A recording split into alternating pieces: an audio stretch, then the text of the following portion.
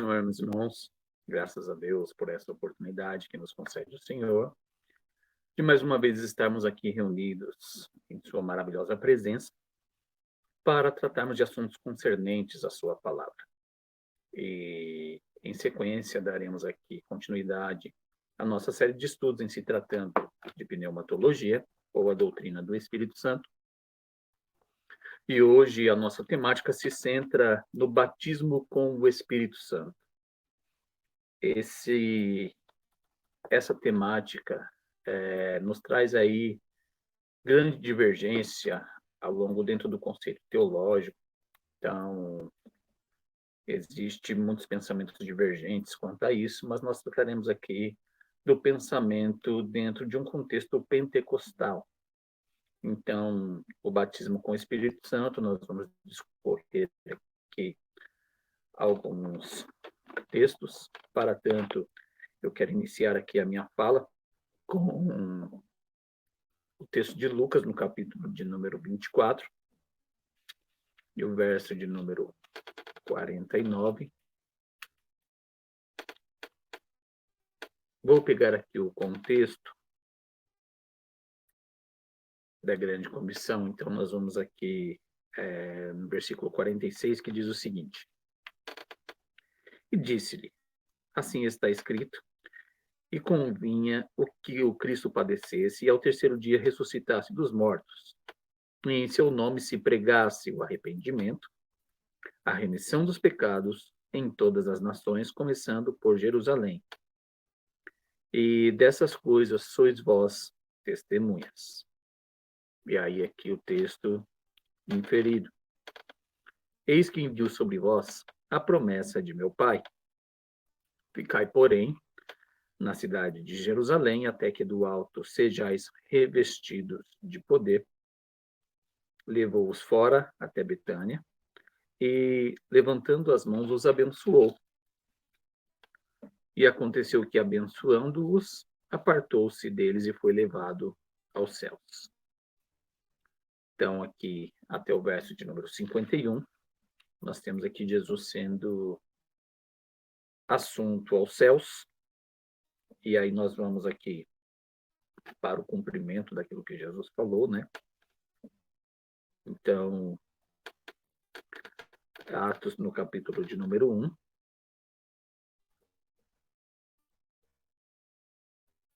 verso de número 4, ainda a continuidade do texto de Lucas que nós estávamos. E vai dizer, e estando com eles, determinou-lhes que não ausentassem de Jerusalém, mas que esperassem a promessa do Pai, que ele havia dito, de mim ouviste. Porque, na verdade, João batizou com água, mas vós sereis batizados com o Espírito Santo, não muito tempo depois destes dias. Então, aqui, nós temos essa promessa, e o verso de número 8, nós temos aqui a inferência, mas recebereis a virtude do Espírito Santo, que há de vir sobre vós, e ser-me-eis testemunhas, tanto em Jerusalém, como em toda a Judéia e Samaria, e até os confins da terra. Enquanto dizia isto, vendo eles, foi levado às alturas, e uma nuvem o recebeu, ocultando de seus olhos. Então, aqui nós temos Jesus, depois da sua ressurreição.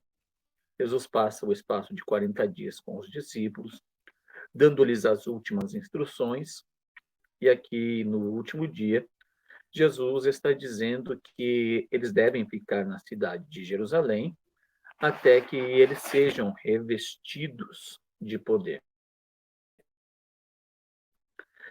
Jesus disse acerca do revestimento de poder, que aí nós temos esse contexto do batismo com o Espírito Santo, né? Então, nós vamos trazer um entendimento aqui de um ponto importante, né? Jesus ele diz que os discípulos deveriam esperar o revestimento, ou seja, serem vestidos novamente. Eles já estavam vestidos e eles precisavam ser revestidos. Então, essa vestimenta que eles tinham em primeira instância era uma vestimenta de salvação. Eles foram vestidos de salvação. Vestidos de salvação, nós vamos ter aqui justamente em João, no capítulo de número 20.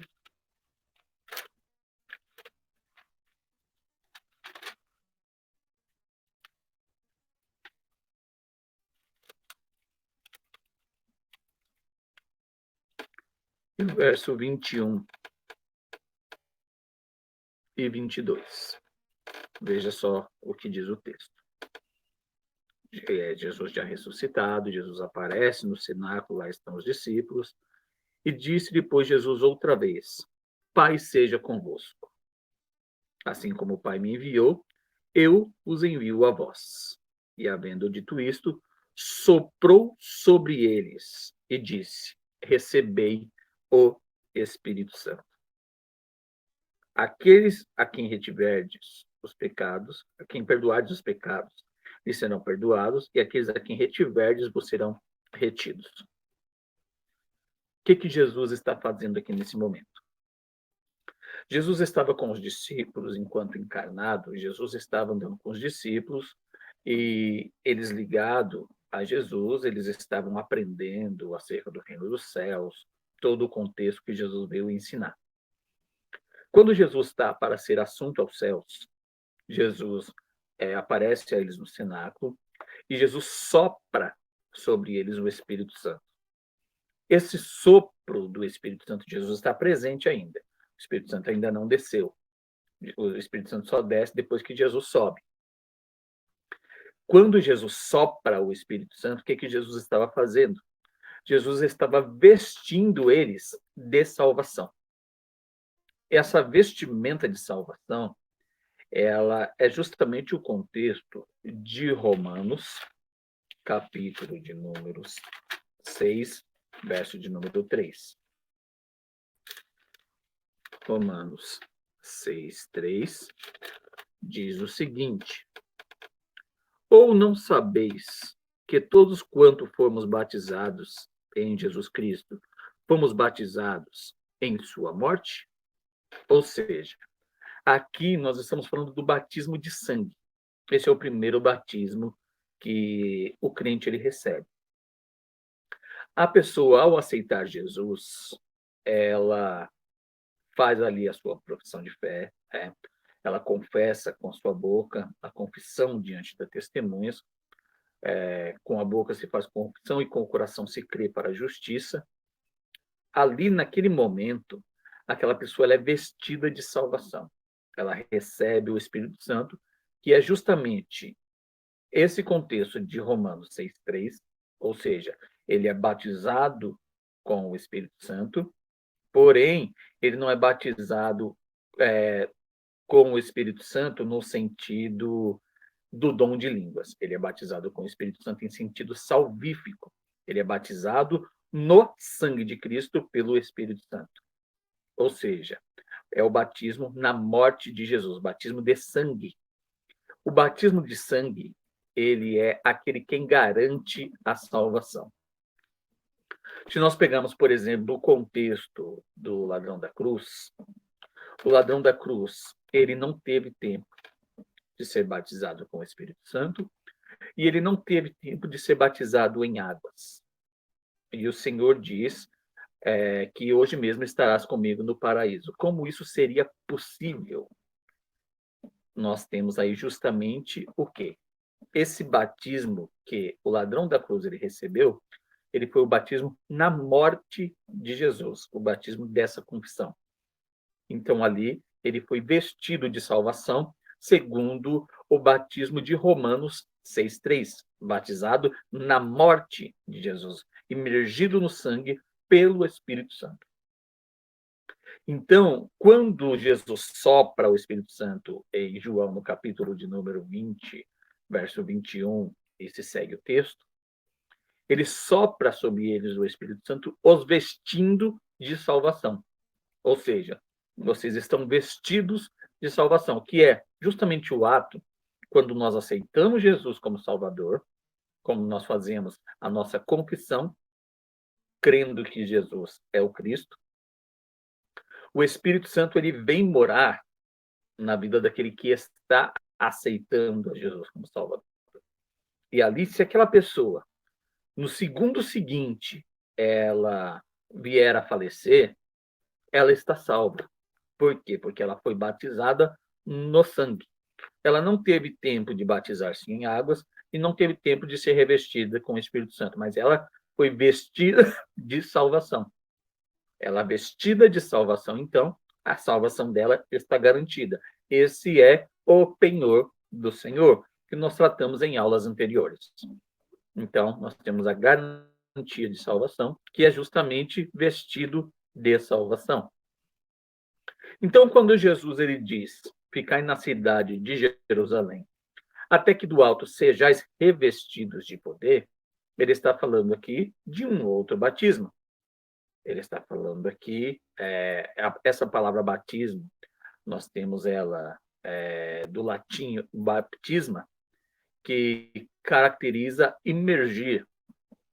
Então, essa imersão é uma imersão espiritual que é feita no sangue de Jesus em primeira instância. Primeiro batismo de Romanos 6,3. Então, é imergido no sangue de Cristo e purificados são os pecados.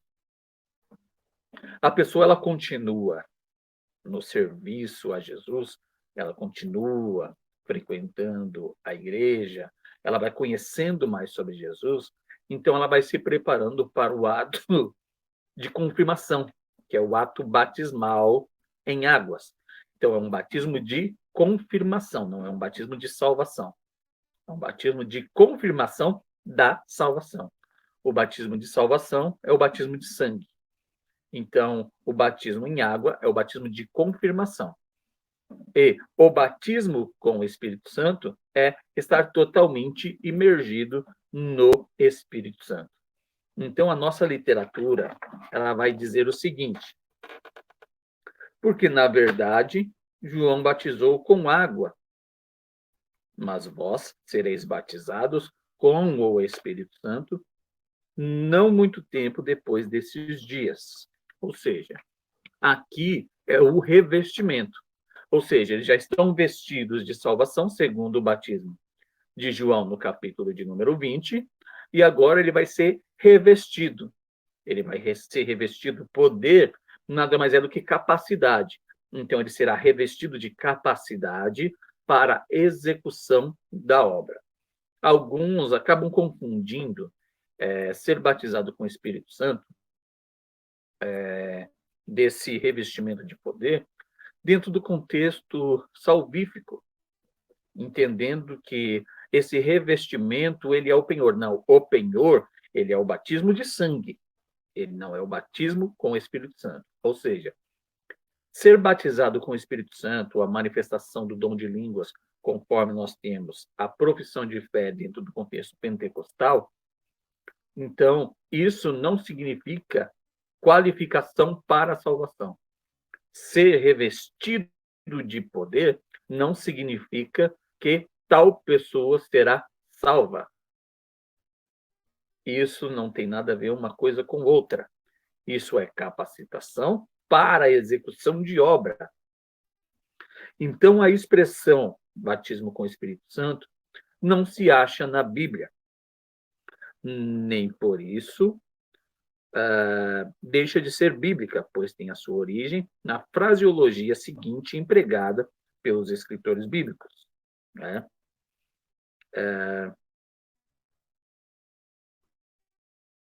Três escritores do Evangelho Sinótico relatam a comparação que João Batista fez em seu trabalho de batizar em água e uma obra futura de Jesus. Aqui nós temos uma outra problemática, mediante aquilo que foi ensinado de forma sem a devida qualificação. Então, nós temos aqui em Mateus, no capítulo de número 3, Mateus 3,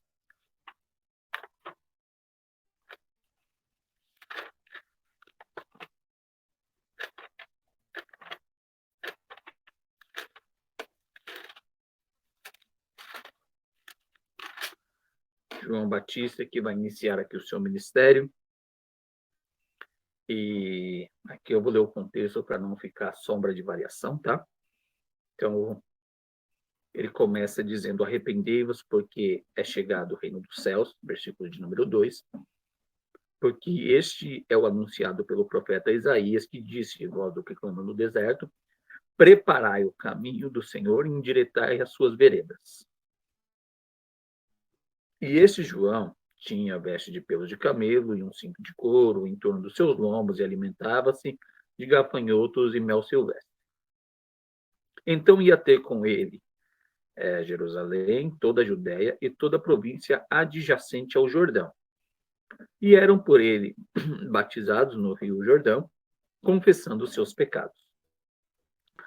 E aí, nós temos aqui um ponto importante. E vendo ele muito dos fariseus e saduceus, ou seja, eram judeus, que vinham ao seu batismo e ficavam observando, João gritava, dizia-lhes: raça de víboras, quem vos ensinou a fugir da ira futura? Aí ele vai dizer o seguinte: produzi, pois, frutos dignos de arrependimento. Não presumais em vós mesmos, temos por pai a Abraão, ou seja, porque eles são judeus, então eles têm por pai Abraão, então eles não vão passar pela ira do cordeiro. Porque em verdade vos digo que dessas pedras Deus pode suscitar filhos a Abraão. E também agora está posto o machado à raiz das árvores, ou seja, o machado está chegando aí. Pois que toda árvore, pois que não produz bom fruto, é cortada e lançada no fogo. Ou seja, todas as árvores, elas vão produzir fruto. Aquela que não produzir bom fruto, ela será cortada e será lançada no fogo. Quem cortará? O machado. Quem que é o machado? O Messias que está chegando aí, certo? Lançada no fogo é no fogo eterno. E, em verdade, eu vos batizo com água para arrependimento, ou seja, como símbolo do arrependimento. Mas aquele que vem após mim é mais poderoso do que eu, e eu não sou digno de levar as suas sandálias. Ele vos batizará com o Espírito Santo e com fogo. Aqui nós temos justamente uma coisa.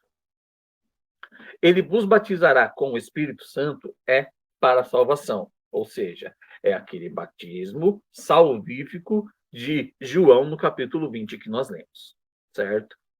Batismo com fogo, aqui é batismo com o inferno, ou seja, é ser imergido no inferno. Então, ele está aqui traçando um paralelo entre um e outro. Então, aquele que for batizado com o Espírito Santo, receber o penhor, ou seja, batizado com o Espírito Santo, no sangue do Cordeiro, o batismo de Romanos 6,3, então este será salvo. Aquele que não for batizado no sangue de Jesus, ele será batizado no fogo no inferno. Então, ele vai fazer a separação. Ele vai vos batizar com o Espírito Santo e com fogo.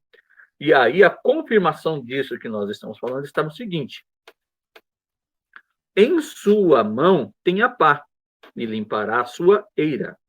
Recolherá no celeiro o seu trigo, ou seja, aquele que for batizado com o Espírito Santo, e queimará com fogo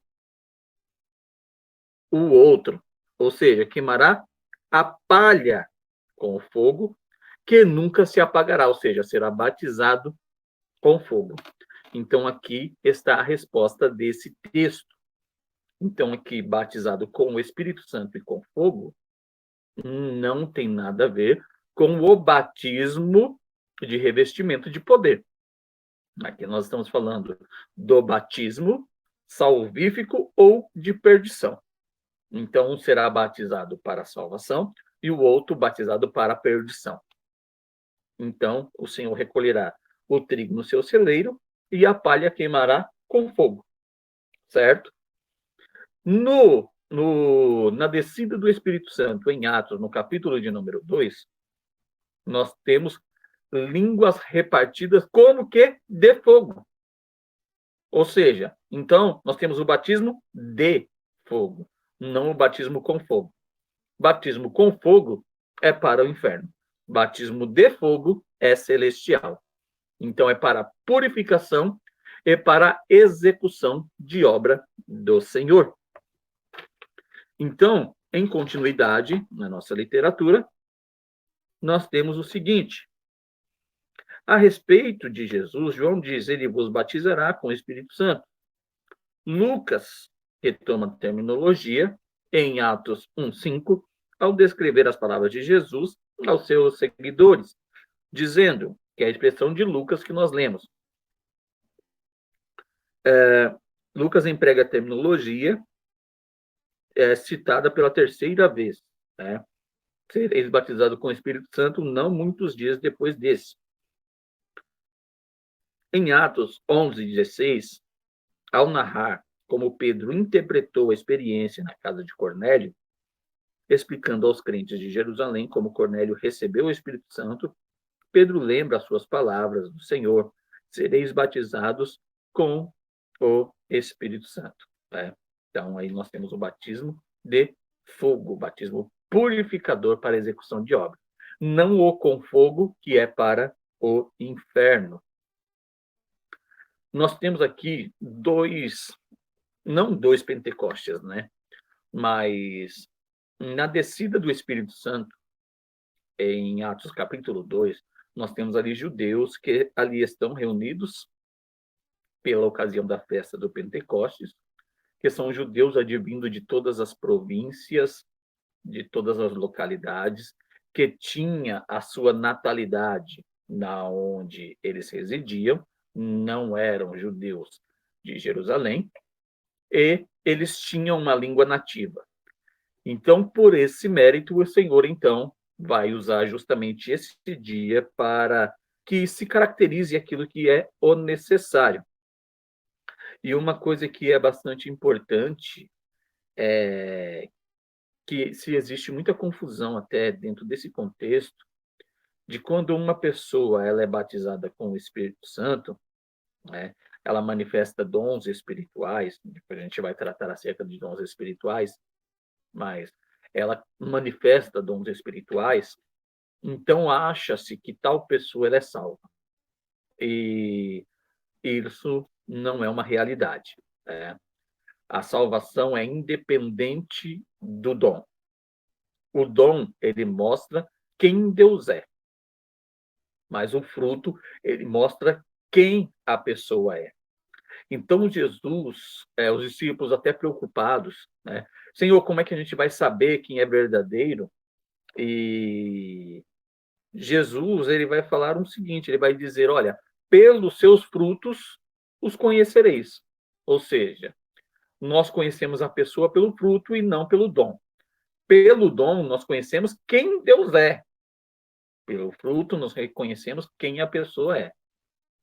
Então, ela pode ter o dom de Deus, que caracteriza quem Deus é, mas o fruto vai manifestar quem a pessoa é. E isso é uma coisa que precisa ficar muito clara para que nós não sejamos mais enganados, achando que porque uma pessoa tem o dom de Deus, porque os dons e a vocação de Deus são sem arrependimento, né? Deus não tira o dom de ninguém, mas quem usa o dom dissolutamente um dia vai dar conta ao Senhor que emprestou o dom, então é sem arrependimento. Se a pessoa usa ou deixa de usar, ela vai dar conta da mesma forma, né? Então é sem arrependimento. Deus não se arrepende de ter dado. Ainda que a pessoa ela use o dom de Deus para a autopromoção, ainda que ela use o dom de Deus para fazer aquilo que é errado. Por isso que o Senhor vai falar em Mateus, no capítulo de número 7, e o verso de número 22. 7, 22, nós temos o seguinte.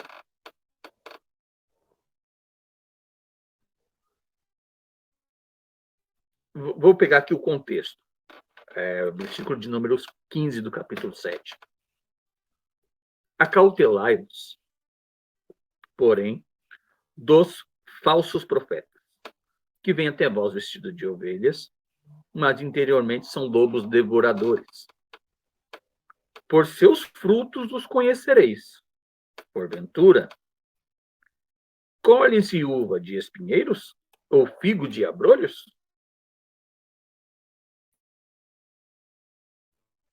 Assim, toda árvore produz bons frutos, é árvore, e toda árvore que produz maus frutos. Não pode a árvore boa dar frutos maus, e nem a árvore má dar frutos bons. Toda árvore que não dá bom fruto, corta-se e lança no fogo. Nós voltamos aí àquele mesmo pensamento lá de João, no capítulo de número 3.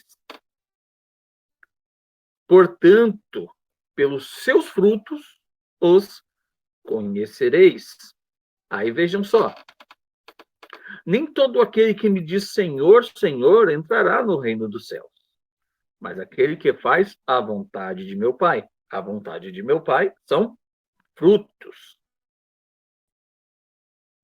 Muitos me dirão naquele dia: Senhor, Senhor, não profetizamos em teu nome? Veja só, ele está profetizando. Profecia é dom de Deus. Em teu nome não expulsamos demônios? Demônio se expulsa pelo poder de Deus. E em teu nome não fizemos muitas maravilhas? Maravilhas são dom de Deus. Então vejam só, nós temos aqui aquilo que é feito manifestando quem Deus é. Então, profetizar manifesta quem Deus é, porque Deus vai manifestar adventos futuros, maravilhas e expulsão de demônios, certo? Isso aqui não tem nada a ver com fruto, isso é dom, e o dom caracteriza quem Deus é. Mas veja só que interessante. Então, lhes direi abertamente: nunca vos conheci. Apartai-vos de mim, vós que praticais a iniquidade. A iniquidade, prática de iniquidade, são frutos. Então, vejam só. Essa pessoa, ela profetizava, ela expulsava demônios e operava maravilhas, certo? Tudo dom de Deus. E Jesus diz: eu nunca te conheci. Parece que nós temos aqui um paradoxo agora, né? Nós temos aqui uma incoerência. Como que uma pessoa ela tem um dom e Jesus nunca conheceu? Não. Jesus, ele está dizendo que ele não reconhece o comportamento de tal pessoa no uso do dom. Ou seja, ele não reconhece essa pessoa como sendo pertencente a ele. Não que ele não conheça, mas é que ele não reconhece como pertencendo ao seu reino. Por quê? Porque não tem fruto. Pelo fruto é que se conhece quem são as pessoas, não pelo dom.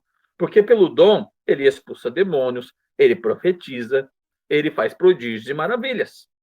Mas Jesus diz que nunca conheceu. E o fim dele é as trevas exteriores. Então, nós temos aqui claramente que o dom não caracteriza que uma pessoa é salva ou que ela é um verdadeiro servo de Deus. Por quê? Ela pode, em dado momento, ela ter vivido uma vida de santidade diante de Deus e recebeu ali o dom para o cumprimento de uma obra do Senhor.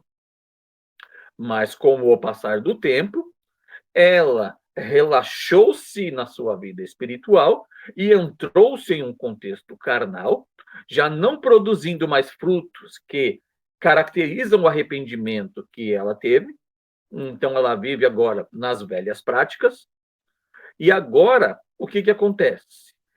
Os frutos dela vão denominar quem elas são, vão mostrar claramente quem elas são. E mostrando claramente quem elas são, agora eles vão entender que tal pessoa não pertence ao Senhor. Então vejam só que o que caracteriza a pessoa é o comportamento, é o produzir frutos. E produzir frutos não é ganho de almas. Produzir frutos é comportamento.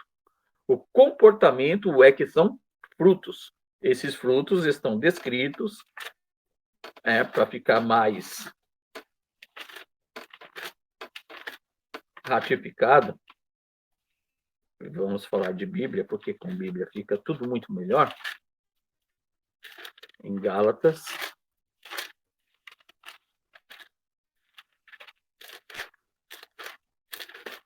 no capítulo de número 5, e o verso de número 22. Ele vai dizer: mas o fruto do Espírito é amor, alegria, paz, longanimidade, benignidade, bondade, fé, mansidão, temperança. Esses são frutos. Frutos não são almas. Frutos são comportamento. O contrário desses frutos são obras da carne. As obras da carne nós temos aqui um pouco acima, que vai dizer que, porque as obras da carne, verso 19, são manifestas, as quais são prostituição, impureza, lascívia, idolatria, feitiçaria, inimizade, porfias, emulações, iras, pelejas, dissensões, heresias, invejas, homicídios, bebedice, glutonaria e coisas semelhantes a esta. Ou seja, que fruto essa pessoa está produzindo? Ela pode ter o dom de Deus, mas ela está produzindo esse fruto. Então, veja só, aquela pessoa que tem o dom de Deus, se o que ela está manifestando é uma dessas coisas. Então, veja só. Coisas semelhantes a essa, a quais eu declaro, como antes já vos disse, que os que cometem tais coisas não herdarão o reino de Deus. Ou seja, é aquilo que Jesus falou: eu nunca te conheci. Você manifesta o dom caracteriza quem Deus é e não quem a pessoa é. Se a pessoa profetiza, não é porque a pessoa profetiza que ela é um grande homem de Deus. Não é porque a pessoa expulsa demônio que ela é um grande homem de Deus. Não. Qual que é o comportamento cotidiano dela? O comportamento cotidiano condiz com Gálatas 5:22, ou ela condiz com Gálatas 19:21. É aqui que está o segredo comportamental do verdadeiro servo de Deus, conforme a expressão também do Salmo 24. Né? Então, só para que isso fique claro, essa ratificação aqui, que tem que se produzir frutos dignos de arrependimento. Se não produzir fruto digno de arrependimento, não adianta ter o batismo de revestimento de poder. Há um Espírito Santo, muitas operações desse Espírito. O Espírito opera a redenção na ocasião da conversão, que é justamente o selo que nós falamos, né?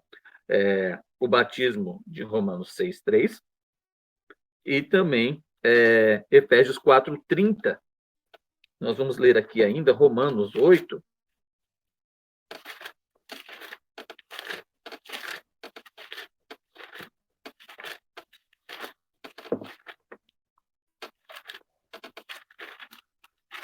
Romanos 8:23. Romanos 8:23 diz o seguinte: e não só ela, mas nós mesmos, que temos as primícias do Espírito Santo, também gememos em nós mesmos, esperando a adoção, a saber, a redenção do nosso corpo. Ou seja, pela primícia do Espírito Santo que está sobre nós, mediante ao batismo de sangue. Ok? Gera santidade, passa a habitar no interior do novo crente. Ele produz o fruto do Espírito, conforme nós acabamos de ler aqui, de Gálatas 5:22. Os frutos são dignos de arrependimento. Também nós temos essa expressão lá dentro do contexto de João Batista, falando lá a raça de víboras. Olha, produzir, pois, frutos que caracterizem o seu arrependimento, conduzindo o crente a ter uma vida transformada e moldada nele o caráter, a imagem de Cristo. Porém, além das operações regenerativas do Espírito Santo, age também no intuito de, especial, dar energia à natureza humana para desempenhar com eficácia o trabalho da obra de Deus. Essa manifestação a Bíblia chama de batismo com o Espírito Santo, que tem como resultado a capacitação para o novo crente, ou seja, tornando o novo crente capaz de um exercício miraculoso da parte de Deus. Ou seja, sendo inferido aí de um poder para a execução de obras para o reino. É o que disse Jesus, né? Ficai em Jerusalém, até aqui do alto, sejais revestidos de poder, e ao serem revestidos de poder, vocês serão minhas testemunhas, vocês farão a minha obra com o meu poder. Confirme o texto a seguir, mas recebereis a virtude do Espírito Santo que há de vir sobre vós, e ser-me-eis testemunhas tanto em Jerusalém como em toda a Judéia e Samaria, e até os confins da terra, conforme Atos 1, 5 a 8. A promessa do revestimento do Espírito Santo, conforme a Bíblia Sagrada, é para todos, porque a promessa diz respeito a todos vós, aos vossos filhos, a todos que estão longe e a todos quanto vosso Deus chamar. Atos 2, 39, na fala petrina. Paulo ele vai dizer em 1 de Coríntios, no capítulo de número 14, e o verso de número 5, se não me engano, ele vai falar que todos devem falar em língua. Ele vai falar que todos podem falar em línguas, que ele quer que todos os crentes falem em línguas. Mas ali tem a característica de cada uma delas, que depois nós vamos tratar depois dos demais dons, ok? Mas existem várias correntes teológicas que limitam essa manifestação do Espírito Santo em tempos idos. Né? Ou seja, existe aqueles que têm um pensamento cessacionista de que a obra do Espírito Santo ela foi para aqueles dias, houve a completude e não se há manifestação para hoje. Nada contra, essa é uma crença deles. Né? Nós que atuamos dentro de um conceito pentecostal, né? Muito embora exista aí muita enganação, né? Mas nós provamos que muita manifestação é verdadeira, né? Existe muita manifestação errônea, como tinha também nos tempos bíblicos, nos tempos paulinos, e nós não estamos isentos disso hoje, né? Mas a manifestação, ela permanece, nós cremos, nós sentimos e nós vivemos isso, né? Nada contra nossos irmãos que proferem o cessacionismo, nada contra, né? É uma forma de crença deles, e isso não impede também de que eles sejam salvos, até porque a salvação não advém do revestimento de poder, mas advém do batismo de sangue. Né? Então, ao crerem, eles são inferidos com o Espírito Santo, tendo ali o penhor, então é um sentido salvífico. Então, o batismo do Espírito Santo nada tem a ver com salvação, conforme até nós lemos aqui, Jesus dando a expressão daqueles que agiam com obras miraculosas em nome do Espírito Santo e, no entanto, não serão salvos. Eles acreditam que em tempos odiernos os cristãos são, de fato, nascidos do Espírito. E o batismo no Espírito Santo se restringiu ao derramamento do dia de Pentecostes. Mas encontramos bases suficientes na história da Igreja, principalmente na Bíblia Sagrada, para refutar esses pensamentos, mas não é aqui a nossa ideia.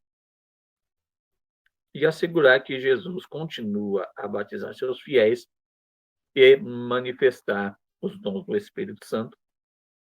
Isso nós vivemos, isso nós cremos, por isso nós pregamos, né? Nós não estamos aqui baseados em filosofias que são nos ensinadas e nós estamos simplesmente otorgando, não. Nós provamos porque o Evangelho é vivo e nós provamos a partir dessa vivência que nós temos, então, na veracidade dos dons do Espírito Santo na atualidade. o relacionamento com a regeneração. Uma das principais diferenças entre teólogos no tocante à experiência chamada do batismo com o Espírito Santo está relacionada à regeneração. Alguns teólogos sustentam que ela faz parte da experiência da conversão, iniciação. Outros é uma experiência diferente da regeneração. Então, veja só, existe aqui essas divergências, né? Então, na iniciação, nós temos aqui, conforme já expliquei na minha primeira fala, o vestido com o Espírito Santo, o penhor do Espírito Santo. É que o problema é que alguns erroneamente colocam o batismo com o Espírito Santo, o revestimento de poder, como penhor. E o revestimento de poder não é penhor. O penhor é a vestimenta com o Espírito Santo, que é justamente a partir do batismo de sangue e a conclusão ali de João, no capítulo 20, verso de número 22. Então, o penhor do Espírito Santo é no ato inicial da aceitação do crente. Esse é para a salvação, ok? Usualmente, tanto os que negam o batismo com o Espírito Santo sejam separados da regeneração, quanto os que afirmam reconhecerem a importância da Escritura como considerada como derradeira autoridade. Por um lado, Brunner, que nega as experiências sejam separáveis entre si, esforça-se para considerar o Novo Testamento. O testemunho do Novo Testamento é fornecer exegese das origens documentárias bíblicas principais correlacionadas ao assunto. Por outro lado, os que defendem a experiência do batismo com o Espírito Santo, em separado, têm um compromisso semelhante. Demonstrar que a sua posição teológica é ensinada nas Escrituras. Howard Irving é um exemplo clássico desse pensamento. Observa que a experiência contemporânea serve de ilustração à experiência pentecostal. Mesmo assim, é para ele. É tão somente o texto bíblico que serve como juiz das nossas conclusões. Basta outro exemplo de Stanley Orton, em seu livro O que a Bíblia diz sobre o Espírito Santo. Conclui que o batismo com o Espírito Santo é uma experiência subsequente, né, que é justamente o pensamento que nós, pentecostais, nós difundimos. Então, assim, em primeira instância, nós entendemos que o Espírito Santo ele só pode batizar alguém que provou a regeneração. Ou seja, ele só pode batizar alguém que creu em Jesus. Claro que o ato da pessoa crer na sua profissão de fé, ele pode crer ali. No ato dele aceitar Jesus, ele pode ser batizado com o Espírito Santo? Pode. Mas ele nem é crente. Claro que ele é crente. Se ele creu que Jesus é o Salvador, ele é crente. Então, ele pode ser batizado com o Espírito Santo no momento em que ele aceitou Jesus. Mas, automaticamente, não tem como uma pessoa ser revestida de poder antes de ser vestida. Porque o revestimento é uma peça de cima. Alguém já foi vestido para ser, então, revestido. Se ele não foi vestido, esse revestimento vai ser a vestidura. Então, não tem como ser revestido antes de ser vestido. Ele precisa ser vestido de salvação para ser revestido de poder, ok? Relatos considerados especialmente relevantes à questão da separabilidade incluem o dia do Pentecostes, conforme Atos no capítulo 2, do 1 ao 13. O reavivamento em Samaria, Atos 8, a experiência de Paulo em Atos 9, Cornélio e os outros gentios em Atos 10 e 11, e os crentes de Éfeso em Atos 19. As conclusões das exposições exegéticas desses trechos declaram-se a favor da separabilidade, ou seja, são distintos. Nesses casos, os indivíduos já eram crentes, haviam experimentado a regeneração antes, pelo menos momentaneamente, antes da sua experiência com o batismo com o Espírito Santo. Portanto, Lucas demonstra ser batizado com o Espírito Santo uma experiência distinta. Além disso, Lucas tem a intenção deliberada de ensinar que a experiência do batismo com o Espírito Santo, distinta e separável, é normativa para a experiência cristã em todo o tempo. E assim formula-se a pergunta: demonstram os textos em Atos que o batismo com o Espírito Santo é uma experiência separável e distinta da sua experiência da conversão ou regeneração? A resposta é sim. Os 120 no dia de Pentecostes eram crentes antes do derramamento naquele dia. Já se havia arrependido e entrado em uma nova vida em Cristo. Os samaritanos já se haviam convertido à sua fé em Jesus Cristo, tendo sido batizados por água por Felipe, antes que Pedro e João orassem para que eles recebessem o dom especial do Espírito Santo. Semelhantemente, o caso de Paulo era claramente subsequente. Fora convertido e tornar-se um novo homem em Cristo no episódio da visão na estrada de Damasco. 3 dias mais tarde, recebeu o Espírito Santo de um modo novo e especial, quando Ananias orou por ele. O caso de Cornélio, em Atos 10, é incomum. Ele experimentou o batismo com o Espírito Santo na mesma ocasião que foi regenerado. Mesmo neste caso, deve ter havido também alguma distinção entre a sua conversão e o dom do Espírito Santo, ou seja, ele foi vestido com as palavras que Pedro estava pronunciando, ele teve a aceitação de Jesus naquele momento, encheu-se o seu coração e ele foi revestido naquela hora. Isso não há sombra de variação, isso é explicitamente claro. É um dos discípulos em Éfeso o derradeiro exemplo. Em Atos 19, ele havia recebido a salvação antes do seu encontro com Paulo, ou pelo menos foram regenerados antes de o Espírito Santo vir sobre eles. Paulo lhe deu a instrução e então o batismo em águas. Em seguida, o Espírito Santo veio sobre eles, quando o apóstolo, impondo-lhe as mãos, orou. Porque em Atos, por isso em Atos, o batismo com o Espírito Santo é claramente subsequente em 3 casos: Pentecostes, Samaria e Paulo. É logicamente separável uns dos outros casos, Cornélio e os Efésios. O que a Bíblia ensina? A grande pergunta que se formula quanto ao batismo com o Espírito Santo é: a quem se destina mesmo? A Bíblia deixa claro que o mesmo é para todos que professam a fé em Cristo, que nasceram de novo e assim receberam o Espírito Santo para habitar neles, ou seja, o batismo de sangue. Portanto, destina-se àqueles cujos corações pertencem a Deus, por terem abandonado os seus maus caminhos. E é mantido mediante a mesma dedicação sincera a Cristo. Assim, se o Espírito Santo realmente estiver operando em nós plenamente, viveremos em maior conformidade com a santidade de Cristo. Um dos alvos principais de Cristo, na sua missão terrena, foi batizar o seu povo com o Espírito Santo. Ele ordenou aos discípulos não começarem a testemunhar até que fossem batizados com o Espírito Santo e revestidos do poder do alto, ou seja, estarem plenamente capacitados.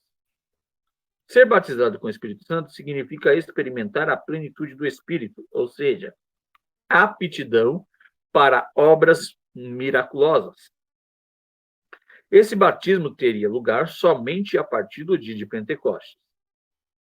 Quanto aos que foram cheios do Espírito Santo antes do dia de Pentecostes, conforme Lucas 1,15, Lucas não emprega a expressão batizados com o Espírito Santo. Este evento só ocorreria depois da ascensão de Cristo. Ou seja, só depois de Cristo subir é que o Espírito desce e aí se há a plenitude do Espírito. O livro de Atos descreve o falar noutras línguas como sinal inicial do batismo com o Espírito Santo. O batismo com o Espírito Santo outorgará ao crente ousadia, ou seja, intrepidez, poder miraculoso, poder celestial para este realizar grandes obras em nome de Jesus e ter eficácia do seu testemunho e pregação. Esse poder não se trata de uma força impessoal, mas de uma manifestação do Espírito Santo na qual a presença, a glória e a operação de Jesus estão presentes com o seu povo.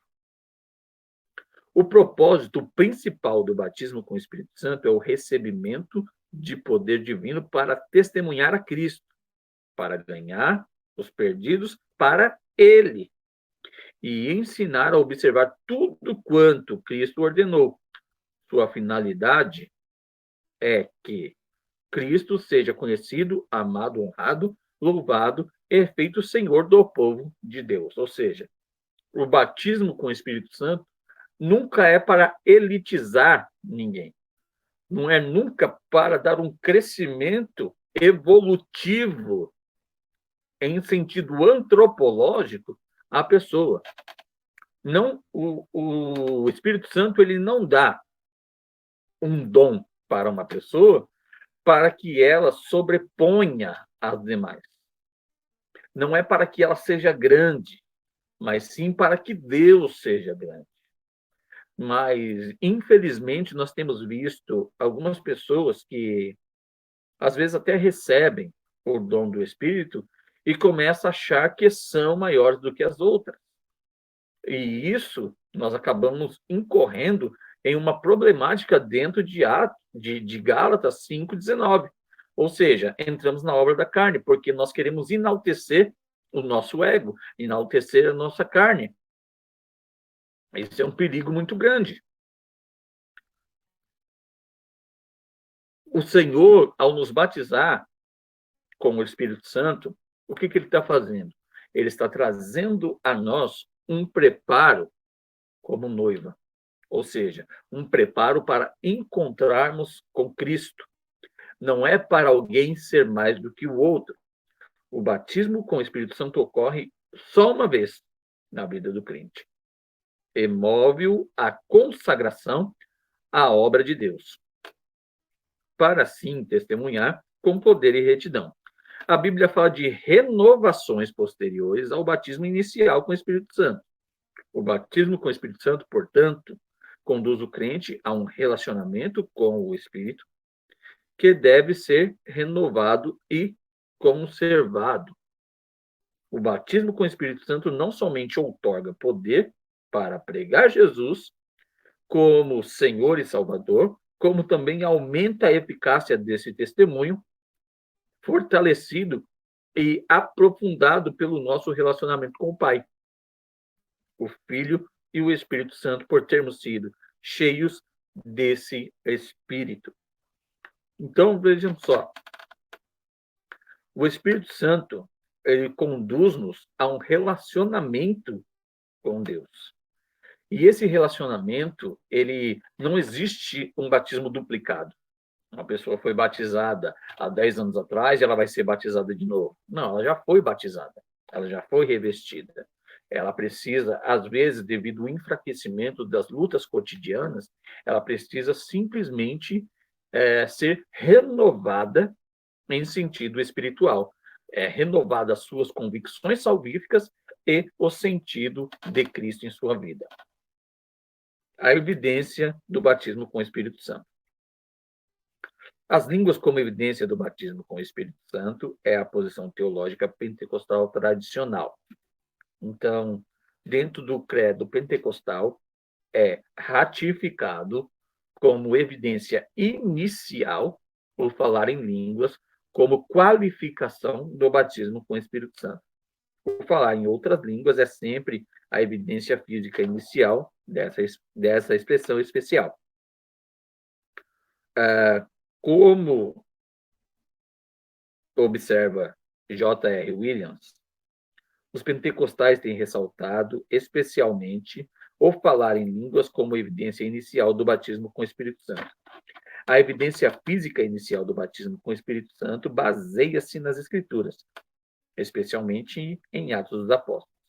Nos 3 casos, onde Lucas registra pormenores de como os indivíduos receberam o Espírito Santo, o falar em outras línguas fica claramente em evidência. No dia de Pentecostes, os 120 falaram em outras línguas, os quais não dominavam em circunstâncias normais, como declara Ralph Rings.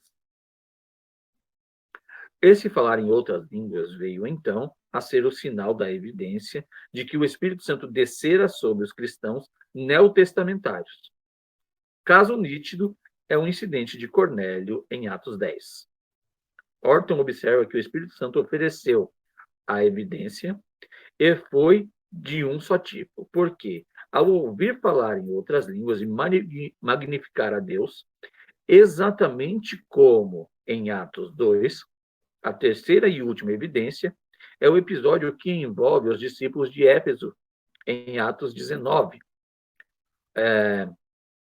Howard Irving comenta: a natureza evidencial da glossolalia aqui é fortemente ressaltada pelo comentário de que o falar em outras línguas, com a profecia, era a prova indubitável externa de que o Espírito Santo viera sobre esses 12 discípulos em Éfeso, desinformado. Então, nós adentramos aí dentro do contexto do recebimento do batismo com o Espírito Santo. Vou pular aqui para o final. Vamos tratar aqui acerca do propósito desse batismo. O propósito do batismo com o Espírito Santo, dessa experiência, é o elemento final e mais importante que torna o batismo com o Espírito Santo separável e distinto da regeneração. Williams comenta que os pentecostais insistem que, além da salvação e visando uma razão inteiramente diferente, há outra ação do Espírito Santo que equipa o crente para o serviço adicional. A convicção, a justificação, a regeneração, a santificação são obras importantes do Espírito Santo. Mas há outro modo de operação, a sua obra energizadora, que é diferente, mas igualmente importante. Meyer Pirman declara: as características principais dessa promessa é o poder para o serviço e não a regeneração para uma vida eterna. Ou seja, o batismo com o Espírito Santo, ele não traz uma preparação na vida de quem é batizado. Essa preparação, ela vai advir a partir dos frutos, conforme nós comentamos no início. Esse batismo, ele caracteriza não a santidade, mas o exercício de dons para exortação de demais, ou seja, no uso dos dons, outras pessoas são alimentadas. Então, o batismo com o Espírito Santo é agregar na vida de outras pessoas. Então, caracteriza, quantos mais dons nós temos, mais serviço executaremos. Isso não significa mais santidade que teremos. Significa que mais serviço teremos. A santidade é um outro aspecto dentro do processo regenerativo do Espírito Santo. Ou seja, dentro do contexto do penhor, que está trazendo uma preparação para as nossas vidas. Então, não confundir aqui as coisas para que não haja aí um mau pensamento e acabe entrando em uma proliferação de ensinos errôneos, que aí muita gente acaba confundida e não compreendendo o aspecto do Espírito Santo, né, acaba perdendo, né, não perdendo a salvação, mas perdendo grandes coisas de Deus para a sua vida e para a vida da comunidade que lhe cerca, ou seja, dos irmãos que estão à sua volta, né? Então, na próxima aula, nós discorreremos aí um pouco acerca dos dons que são manifestos do Espírito Santo, que a glória do Senhor esteja sobre nós, que haja um compreendimento do Espírito Santo em vosso coração, assim como o Espírito Santo nesta noite, ele chegou até você, que haja um discernimento em vosso coração, e essa noite seja dissipada, e essa noite se torne em dia na sua vida, trazendo a você um resplendor da glória de Deus. Que a glória do Senhor esteja sobre vós, em o nome de Jesus. Amém.